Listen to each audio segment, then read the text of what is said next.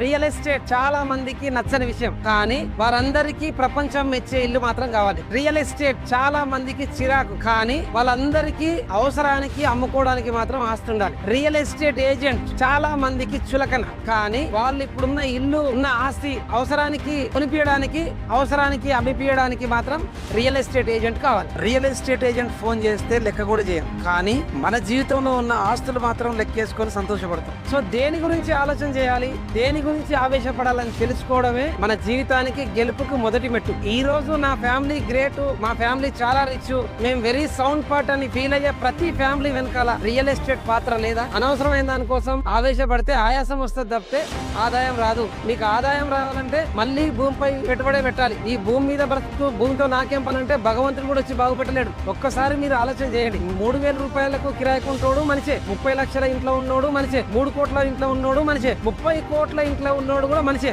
So వీళ్ళందరూ మనుషులు సమానం అన్నప్పుడు విలువ కూడా సమానం ఉండాలిగా. ఎందుకంటే 30 కోట్ల ఇంట్లో ఉండే వాళ్ళు భవిష్యత్తుని దృష్టిలో పెట్టుకొని ముందే భూమిని నమ్మి ఇన్వెస్ట్ చేసిన కనుక ఆ భూమి విలువ పెరిగింది, కనుక ఆ మనిషి విలువ పెరిగింది. మనుషులందరూ సమానమే. మీరు విలువల కోసం, లెక్క చేయడం కోసం పరితపించకండి, పడకండి. మీరు ప్లాట్ కొనుక్కోండి, ఖచ్చితంగా మీ విలువ పెరుగుతుంది. నాకు రియల్ లైఫ్ లో స్టేటస్ లేదు, నన్ను ఎవరు లెక్క చేస్తలేరని బాధపడే కంటే భూమిని నమ్ముకొని, రియల్ ఎస్టేట్ నమ్ముకొని ఇన్వెస్ట్ చేయండి. It is not about real estate, it is all about your real status.